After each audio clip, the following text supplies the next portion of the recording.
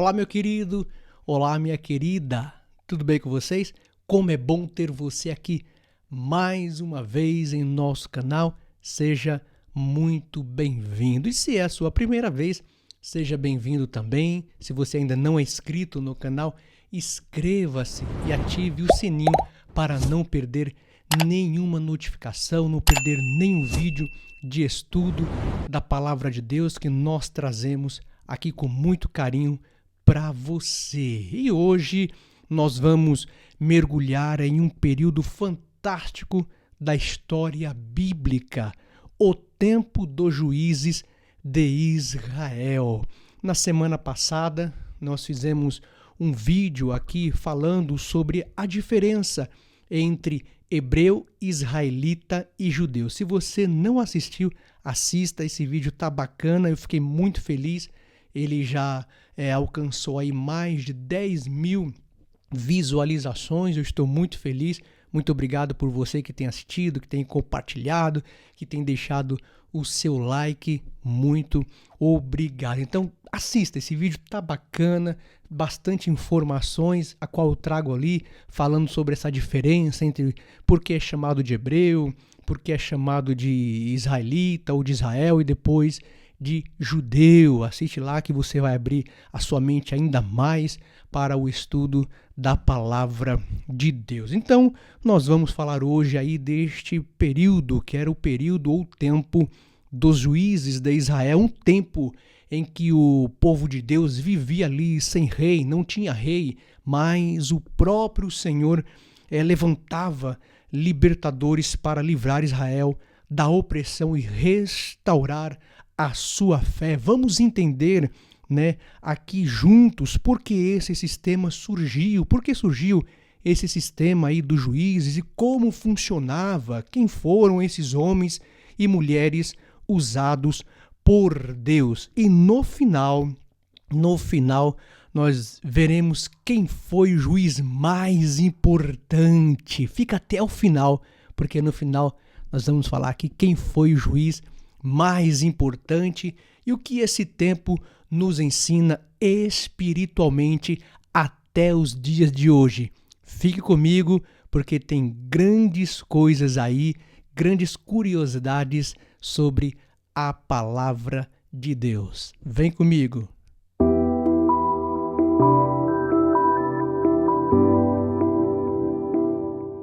Eu quero usar aqui como texto base o livro dos Juízes, capítulo de número 2, verso de número 11 e o verso de número 12, que nos diz assim: Então fizeram os filhos de Israel o que parecia mal aos olhos do Senhor e serviram aos Baalins. Verso 12. E deixaram o Senhor, Deus de seus pais, que os tirara da terra do Egito, e foram-se após outros deuses, dentre os deuses das gentes que havia ao redor deles, e curvaram-se a eles, e provocaram o Senhor a ira. Esse é o texto base para o nosso estudo de hoje, livro dos Juízes, capítulo 2, verso 11 e verso de número 12. Então, nós vamos falar sobre este período. Vamos fazer aqui um contexto histórico deste período dos juízes. Então, após a morte de Josué que foi o sucessor de Moisés, então o povo de Israel já havia ali conquistado boa parte da terra prometida. Contudo, ainda restavam muitos povos cananeus que habitavam ali entre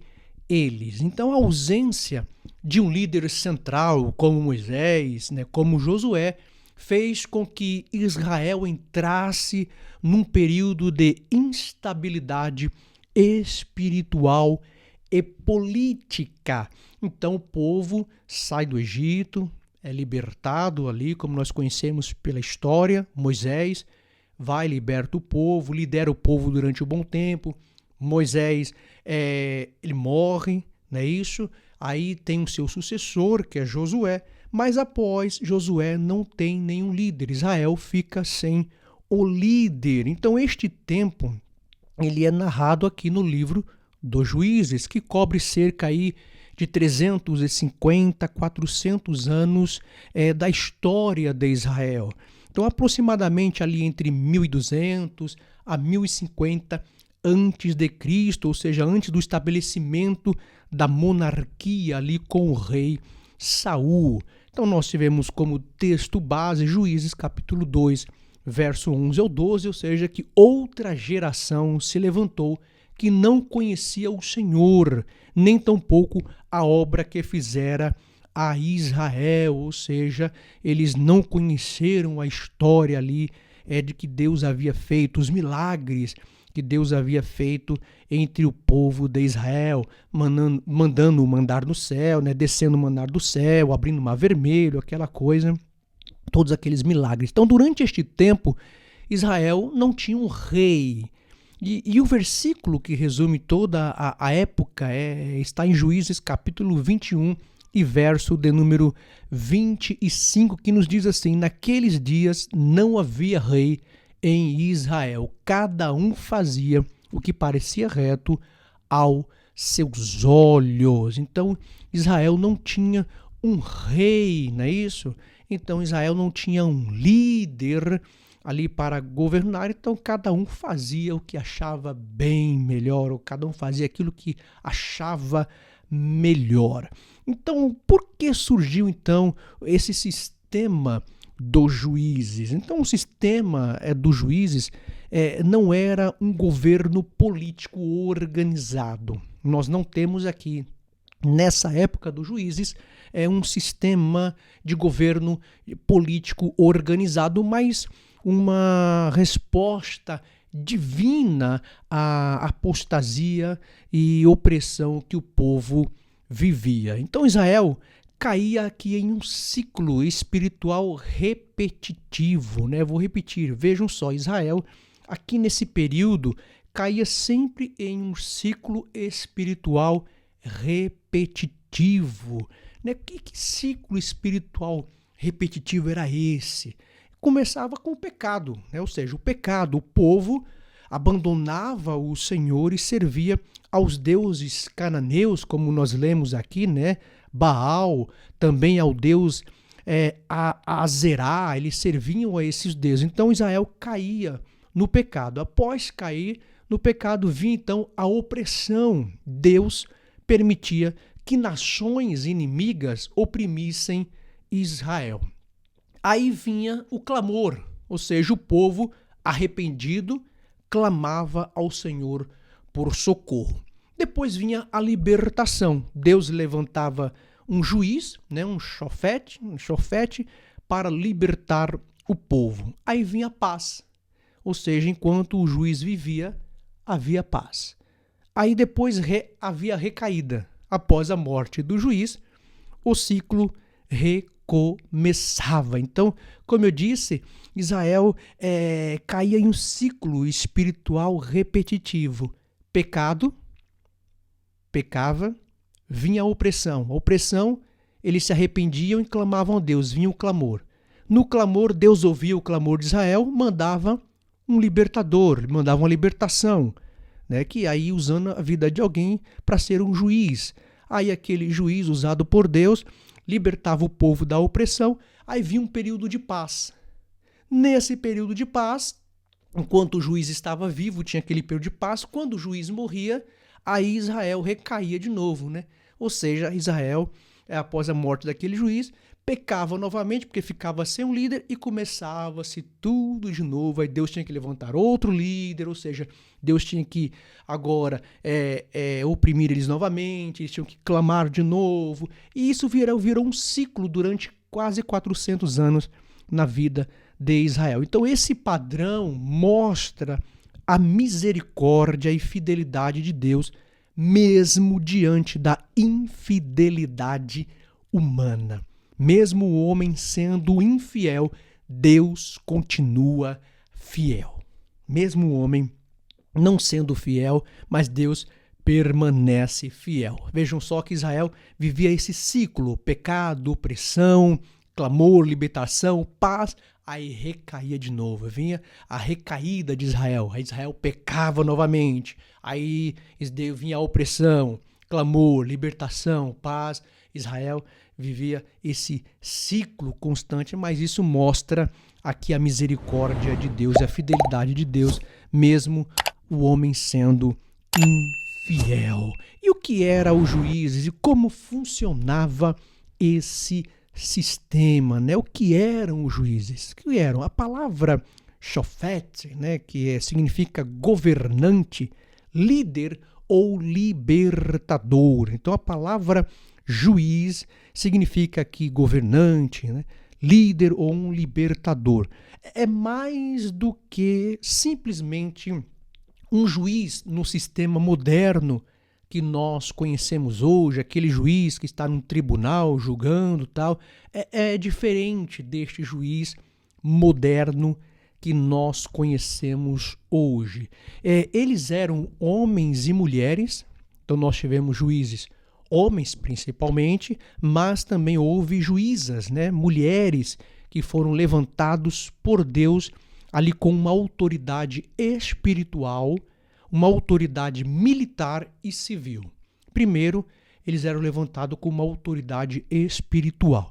Aí tinha a sua autoridade também militar ali e também uma autoridade civil para governar, aconselhar e libertar Israel de seus inimigos. Então, interessante que no tempo dos juízes não havia uma sucessão hereditária, como foi no tempo da monarquia de pai para filho. Não, no tempo dos juízes não tinha essa sucessão hereditária, nenhuma organização formal.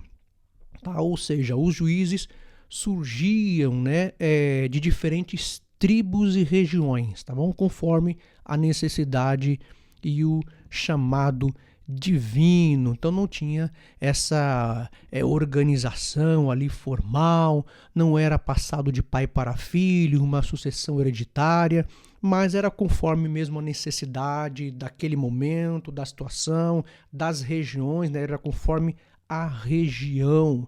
Então cada juiz era levantado por tempo determinado e por regiões específicas e não governavam ali toda a Israel, mas parte deles, tá bom? Então, um juiz não chegava a governar toda Israel. Como eu disse, tudo dependia da época, do momento, da ocasião, ali da região também que estava sofrendo. Então, os juízes eram levantados por um tempo determinado e por regiões específicas. Então, nós podemos também falar aqui de uma lista dos principais juízes de Israel, né? O livro dos juízes menciona 12 principais juízes, né? Além de alguns menores. Então vamos falar aqui de alguns, né? Ou seja, dos principais, né? Os 12 principais aqui que o próprio livro dos juízes menciona, o primeiro sendo Otoniel, que veio ali da tribo de Judá, e Otoniel libertou, né, o povo ali do rei da Mesopotâmia. Depois veio Eude, que era de Benjamim, que libertou Israel dos Moabitas, né? Matou Eglon, ali está em Juízes capítulo 3, verso 12 ao verso 30. Depois veio Sangar, que era desconhecida, que matou 600 filisteus com uma aguilhada, está lá em Juízes capítulo 3, verso 31. Tivemos também o quarto, que foi Débora, que era de Efraim, que julgou Israel com sabedoria, vitória sobre Cícera, né? Juízes capítulo 5 e capítulo 4 e capítulo 5. Débora é uma história muito bonita também. Como diz aqui, foi uma juíza muito sábia que governou com sabedoria. Temos também Gideão, que era da tribo de Manassés, que libertou Israel dos midianitas. Gideão, uma história também bastante conhecida. Se você não conhece, pode ler lá Juízes capítulo 6, capítulo 6 ao capítulo 8, né? Capítulo 6 ao capítulo 8 do livro de Juízes vai ter ali a história de Gideão, que é uma história também bem conhecida. Temos também Tola, de Issacar, que jogou por 23 anos. Jair, de Gileade, que jogou por 22 anos. Jefté, de Gileade, que libertou Israel dos Moabitas, né? Dos Amonitas, no caso aqui. Ibissã, que era de Belém, que julgou por 7 anos. Elon, que era de Zebulon, que julgou por 10 anos. Tem Abdom de Efraim, que julgou durante 8 anos. E um dos juízes também bem conhecido entre nós é Sansão, que era de Dan, da tribo de Dan, que lutou contra ali os filisteus, né? O seu principal inimigo era os filisteus, e tinha uma força sobrenatural. Todos nós conhecemos a história de Sansão, e Sansão ele foi um juiz de Israel neste período. Você vai encontrar a história de Sansão ali no livro dos Juízes, do capítulo 13 ao capítulo de número 16. Esses são os juízes principais ali que o próprio livro dos Juízes fala. Então, além destes, há também Eli e Samuel, que atuaram como juiz e como sacerdote, e foram marcando ali a transição para o período da monarquia. Você vai ver isso lá no primeiro livro do profeta Samuel, capítulo 4 e capítulo 4, no caso, ao capítulo de número 8. Às vezes a gente quer falar verso, porque sempre fala capítulo e verso tal, mas aqui não. Aqui você vai encontrar essa história, esse período entre Eli e Samuel, que é essa transição para o período da monarquia, lá no primeiro livro do profeta Samuel, do capítulo 4 ao capítulo de número 8. Agora eu quero falar para você quem foi o juiz mais importante desses que eu falei aqui. Quem será que foi o juiz mais importante? Nós tivemos alguns juízes aqui bem conhecidos, importantes, né? Que eu acho que muitos conhecem a sua história. Um deles é Gideão. Todos nós conhecemos a história de Gideão, os 300 homens. Gideão, quando é escolhido ali por Deus. Débora também é uma história conhecida, não é isso? Sansão, então, nem se fala. Todos nós conhecemos a história de Sansão e Dalila, né? Isso, Dalila, Sansão, que tinha uma grande força sobrenatural, e o seu cabelo, né, a sua força, né, vinha ali do seu cabelo, né? Isso era o segredo que tanto Dalila queria descobrir, conseguiu descobrir. E Sansão foi aquele também que matou 1000 homens, né, com uma queixada de jumento. É uma história muito conhecida, mas destes que nós falamos aqui, Eli, Samuel, Abdom, né, todos esses, quem foi o juiz mais conhecido de Israel? Antes de eu falar quem foi o juiz mais conhecido, ou o juiz, mais importante, não é isso?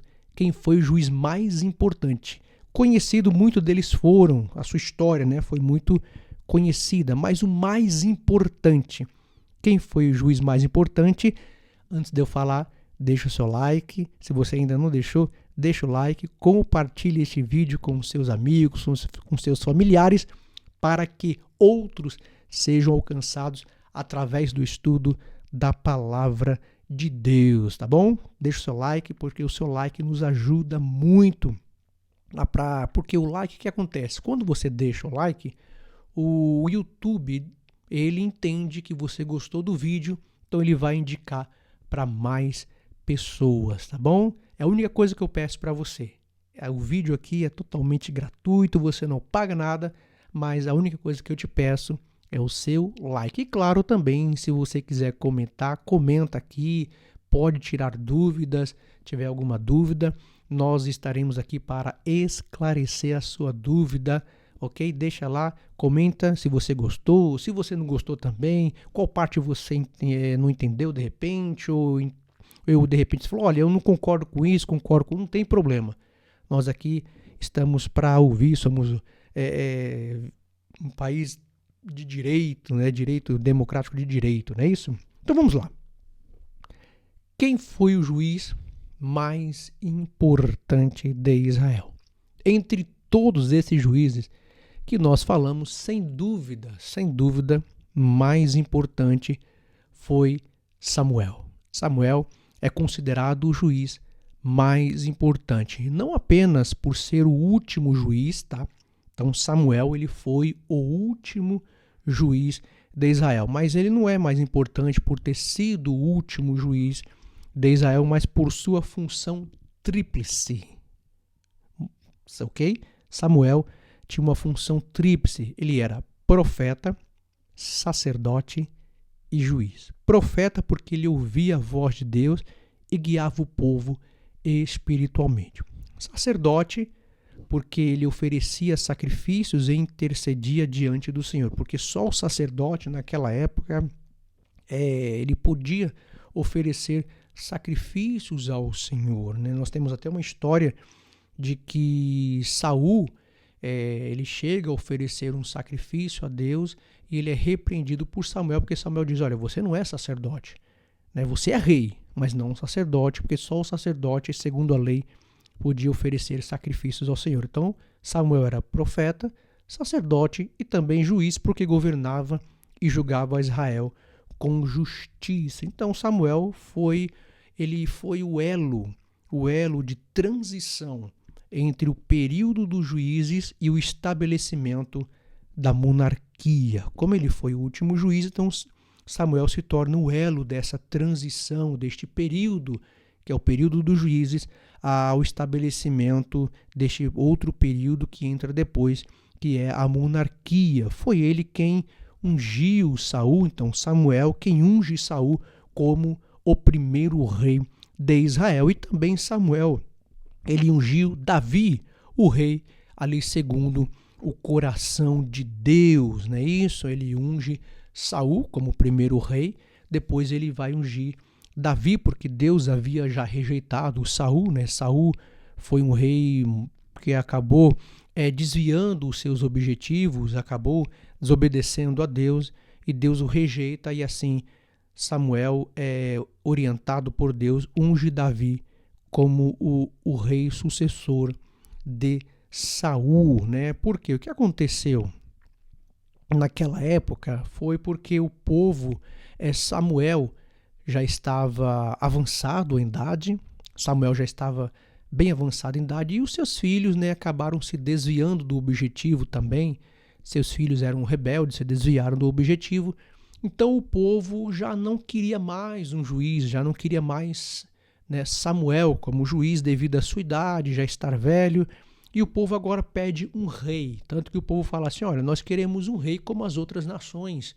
Assim como os nossos povos vizinhos aqui têm rei, nós também queremos um rei. É claro que aquilo entristeceu muito Samuel. Aquilo deixou Samuel muito triste, porque ele entendeu que o povo já estava o rejeitando, não queria mais ele. Aí Samuel vai consultar a Deus. E Deus fala, Samuel, fica tranquilo, porque o povo não está te rejeitando, mas está rejeitando a mim. Ou seja, o povo não rejeitou Samuel, porque o juiz, né, naquele período do juízo, o povo era governado pelo Senhor, né, por Deus, não é isso? Mas o povo estava rejeitando não Samuel, mas rejeitando o próprio Deus, rejeitando o próprio governo de Deus. Por isso que eles pedem um rei, agora eles querem um homem para governar, eles querem agora uma monarquia. Então, no primeiro livro do profeta Samuel, capítulo 7, do verso 15 ao 17, nos diz que e julgou Samuel a Israel todos os dias da sua vida. Então Samuel julgou, foi juiz até a sua morte. Seu ministério, ou seja, simboliza o fim da monarquia, da anarquia, tá? O seu ministério simboliza o fim da anarquia espiritual e o início de uma nova era de governo teocrático sob um rei ungido por Deus. Então, simboliza aqui este fim da anarquia e passa a ser agora um governo teocrático, né? Da era de governo teocrático, na verdade, ou seja, para nós não confundirmos, no tempo dos juízes era um governo teocrático. Teo, que vem de Deus, crático, de governo, ou seja, o povo era governado por Deus. Então ele deixa de ser um governo teocrático, né, e passa a ser um governo que agora é monárquico, que é de um rei ungido por Deus. A aplicação espiritual para os dias de hoje, né, nesse período dos juízes.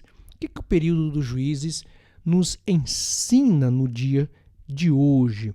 Nos ensina que quando não há uma liderança espiritual fiel, o povo se desvia. Se nós não temos uma liderança né, espiritual fiel, é claro que o povo que ali está sendo liderado por aquele líder, que segue aquele líder, o povo acaba se desviando.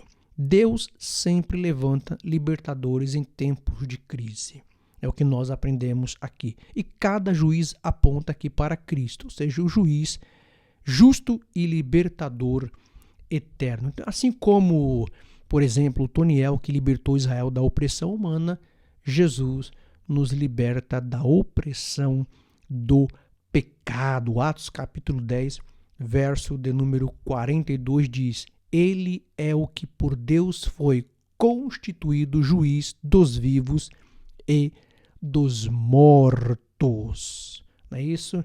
Então, Jesus, ele é o justo juiz. Assim como Toniel, né, libertou Israel da opressão humana, Jesus nos liberta da opressão do pecado, porque ele é o juiz dos vivos e também dos mortos. E para concluir aqui o nosso estudo de hoje, o nosso vídeo de hoje, o sistema então dos juízes foi um tempo de misericórdia divina em meio à infidelidade humana. Isso é um tempo de misericórdia. Deus usa ali de misericórdia mesmo em meio à infidelidade ali do povo de Israel. E mesmo sem rei, Deus continuou reinando por meio de homens e mulheres que se deixavam usar, né, por ele, deixavam ser usados ali por Deus. E ainda hoje o Senhor procura instrumentos dispostos a se levantarem, claro, em tempos de apostasia espiritual. Juízes capítulo 2, verso 16 diz assim: E levantou o Senhor juízes que os livraram da mão dos que os despojaram. Então Deus levanta homens e mulheres ali para livrar Israel dos seus inimigos. Vamos fazer aqui um resumo rapidinho para nós já encerrarmos nosso vídeo. Nós vamos fazer aqui um resumo final, né, do tópicos e da síntese do que nós aprendemos aqui neste vídeo de hoje. Origem, não é isso? Qual é a origem? Após Josué, Israel então fica sem uma liderança central. Então, após ali a morte de Josué, como eu disse, você teve Moisés, Josué, e após Josué, então Israel fica sem uma liderança central, né? E a função? Qual foi a função? Libertadores e líderes espirituais levantados por Deus. Então, qual foi a função desses juízes? Qual era a função deles?